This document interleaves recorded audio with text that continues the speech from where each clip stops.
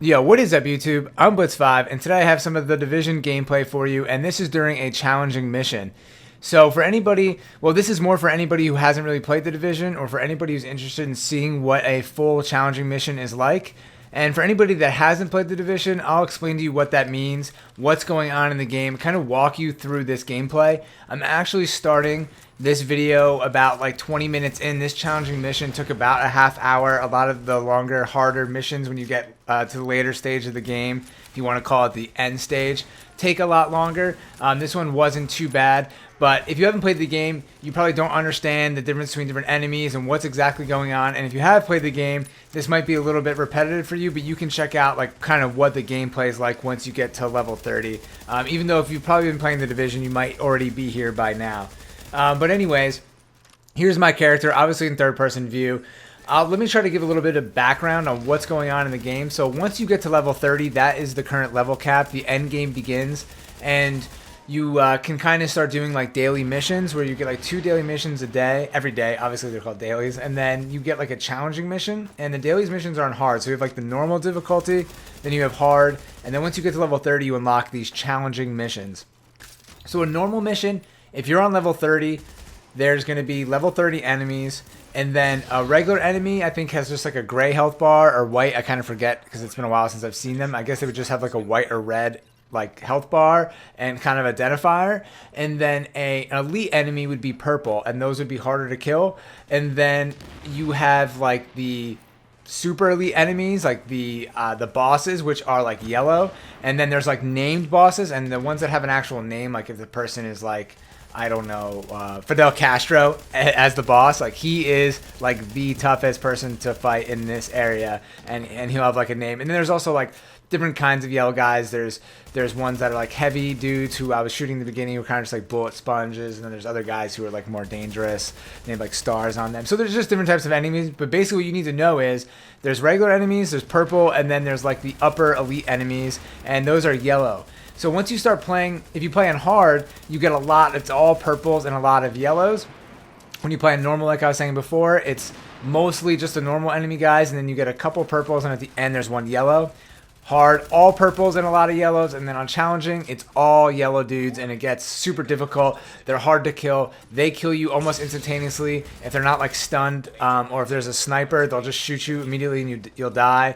So that's when you have to switch a lot of your like grenades and your you get abilities like any other kind of MMO RPG style game. You have to change your abilities to more of support abilities, like stunning enemies instead of trying to do a lot of damage. Like in the beginning of the game, you'd probably want to just throw a regular grenade and to do a lot of damage and kill them. But at the end of the game, like flashbangs and stuff like that are way more useful because it gives you time to do damage, and your weapons end up doing a majority of the damage.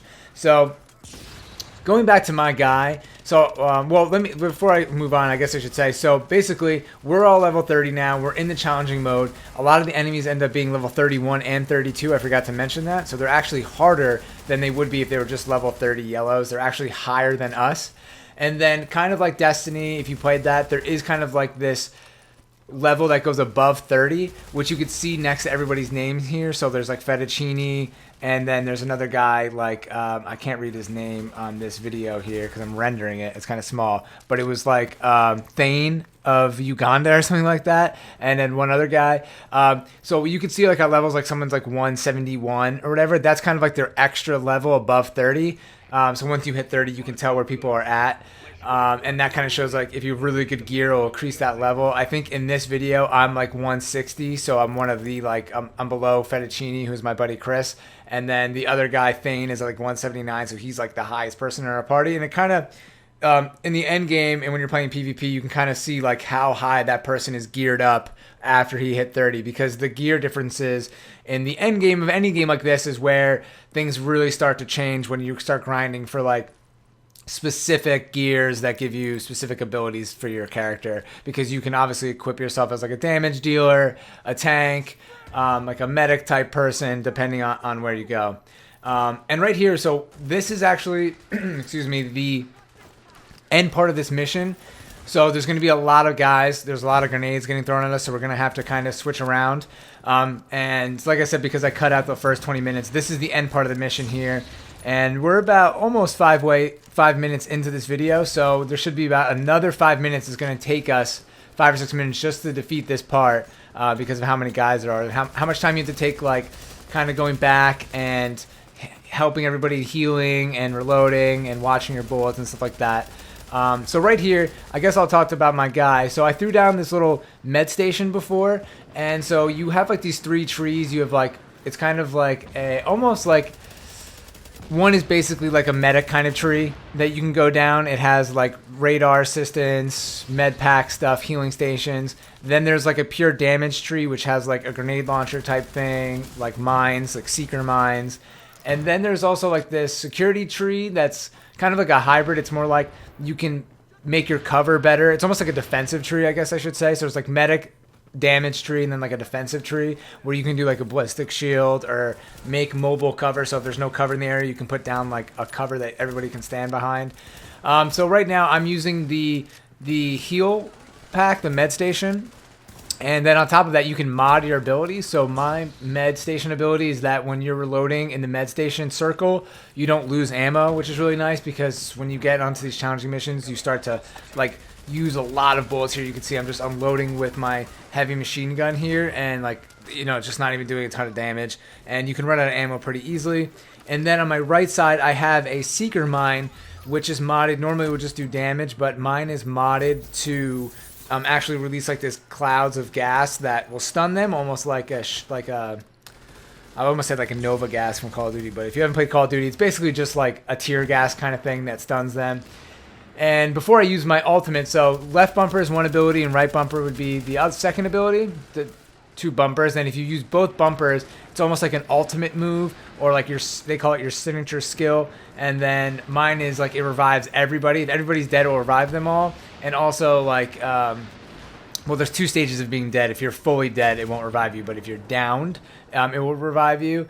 And then it also gives you a lot of health, and if you're at full health, it actually gives you more than 100% health, which is cool. And those take a really long time to get back when you're in combat. I think you have to be kind of in combat, or maybe it just comes back over time.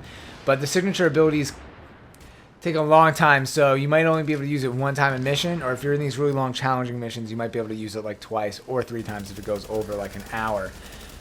So you can see here's one of like the bullet sponge dudes. He's just like a tank that's running in, and I'm trying to think of anything else that would be helpful to explain. So you have also like consumables that you could put, like incendiary ammo and explosive ammo, but I'm trying not to use that because they're hard to come by and you really need to use that when you're in a tough spot. There's also different kinds of grenades. So there's like incendiary grenades, regular grenades, flashbang grenades like I was saying before. I have my health pack here, which you see I have 4. If you see that little like bar in the middle, it shows you like I have 1 grenade left of the kind that I have. I can't see what type it is. I think it's an incendiary grenade, whatever that word is. I keep screwing it up. And then I have 4 health packs. I can carry a max of 5, so that's nice. And I'm kind of like in between a damage dealer and like a medic because I like to kind of sit back, and not a lot of people use the signature skill that heals everybody. So I like to sit back and kind of heal everybody. And like I was saying before, there's 2 stages of going down. So if you get shot and you die, you go down. It only takes like, you know, maybe 5 or 10 seconds to revive you. But if you get like killed, you lay flat on the ground, and it takes a while to revive you, almost like 15 seconds or 20 seconds. It's probably not that long. It just feels longer when you're in the game because you're like getting shot at, but it's definitely kind of a difference. And yeah, I mean, I guess I'm just like spewing out a whole bunch of information, but this is kind of what it's like to play the game once you hit level 30. Like I said, there's a lot of like kind of... This one actually isn't that bad. This is one of the easier challenging missions, but as they get harder, you really have to like use teamwork with your team to like say like I'm gonna flash them now. In 10 seconds you flash them, then another 10 seconds the third teammate flashes them. You need like 1 teammate to be spec'd in health and 1 in damage and 1 in revive so that you can actually survive these missions. And then later on there's going to be actual raids. They just released the free one in the incursions, and these raids are even more difficult than the challenging missions.